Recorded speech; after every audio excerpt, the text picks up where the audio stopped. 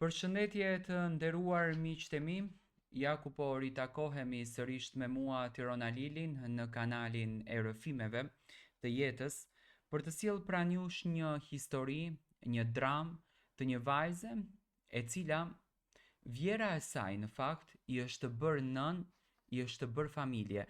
Në përditshmërinë tonë nuk kemi arritur të dëgjojmë që vjera të bëhet nën, por në rastin e vajzës në fjalë, më besoni se është ashtu. Nuk e kisha iden sa e lumtur isha, sepse e merja lumturinë si të mirëqen. Çdo mëngjes e filloja me Artanin, duke më përgatitur kafen me qumësht, saktësisht siç më pëlqente mua. Ajo aromi ishte alarmi më i bukur. Vajza jon, Lira, ishte një bukuri. 2 vjeçe, me ato sy të mëdhenj, me të cilët të shikonte edhe të shkrinte. Ajo fliste vazhdimisht dhe mbushnim shtëpinë me të qeshura dhe me këngë të shpikura. Marrëdhënia me Vjerën, ajo ishte një grua e vjetër, me parimet e saj, por me zemrën shumë të mirë. Ajo respektonte hapësirën tonë.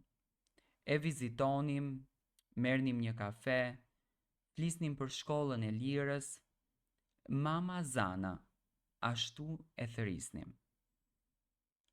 Kishte një dashuri të fshehur, të pashprehur aty mes nesh. Pikërisht atë javë kishim bler një album të ri familjar. Kemi kaluar një pasdite të tërë duke ngjitur foto dhe duke bërë plane. Verën tjetër do të shkonim në det, do të blinim një qen, do të ndëronim kuzhinën. Ishim të gjithë një mur i fortë i ndërtuar me shumë dashuri.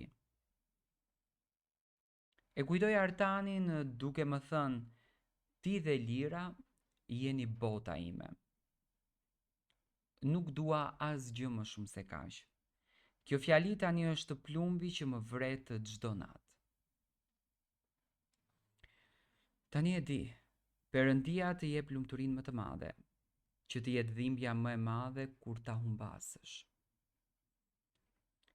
Ata u nisën të shtunën në mëngjes për një vizitë tek daja i Artanit. Unë s'mund të shkoja sepse kisha një takim pune. E putha Lirën në ball, Artanin e putha si zakonisht, shpejt edhe i thash, kini kujdes. Më tha do të vim me akullore, të dua, edhe ikën.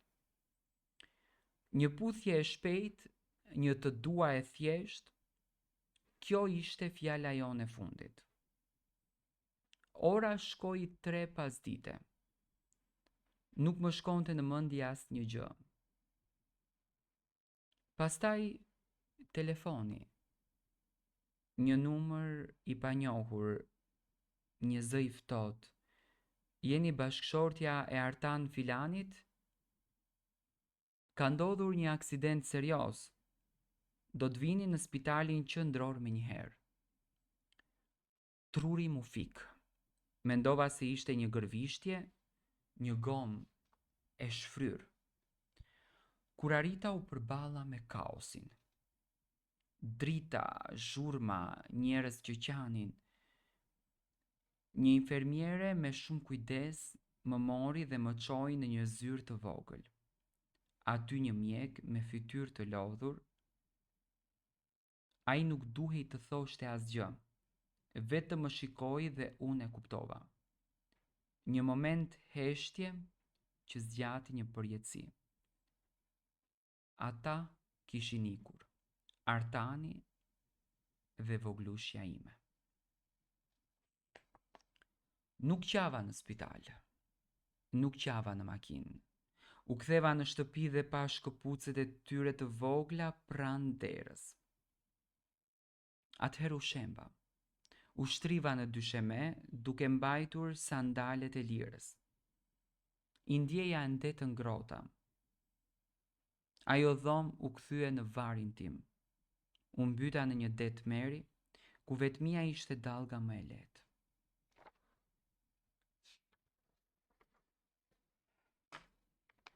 Pas varimit shtëpia u zbras. Njerëzit erdhën edhe shkuan. Vjera, mama Zana vinte çdo ditë, por nuk flisnim. Ajo sillte supë, e linte në tryezë dhe largohej. Ajo qante në heshtje ndërsa unë ju shmangja. Në kokën time ishte një zë që thoshte: ajo të uren, ajo ka të drejtë të uren, pse ti shpëtove, ti duhet të kishe qenë në atë makinë. Ky zëri më fliste mua. Faji ishte bisha që më hante çdo ditë. Nuk haja, nuk flija. Në syrin tim, Vjera ishte thjesht një kujtesë e gjallë e djalit të saj të humbur. Mendova se po e sfidoja duke jetuar. Ajo qëndronte në dhomën tjetër, e veshur me të zeza, si një shkëmb. Asnjëherë nuk e pash që të lëkundej, dhe kjo më bënte të mendoj se dhimbja ishte shumë e vogël se sa e saj. Një javë pas funeralit tentova të largohesha. Kisha grumbulluar disa rroba, mendova të shkoj në një qytet tjetër, të filloja një jetë të re, larg kujtimeve. Thjesht të zhdukesha, isha gati që unë të ikja. Kur dëgjova një zë të vogël nga kuzhina, ishte mama Zana. Ajo nuk po bënte supë, po më mbante këmishën e Artanit në duar dhe po qante. Por ishte një qarje ndryshme, ishte një ulërim e shtypur e thellë. Ajo po luftonte, po mundohej të qëndronte e fortë për mua. Por në atë moment, ajo ishte vetëm një nënë e thyer. U ktheva dhe ju afrova ngadalë. Ajo u drodh kur më pa. Nuk më tha ku po shkon apo çfarë po bën, thjesht më kapi dorën dhe më tërhoqi drejt vetes. Ajo më tha: mos ik. Ti nuk shpëtove rastësisht. Zoti të laktu sepse do të kisha mbjetuar pa ty.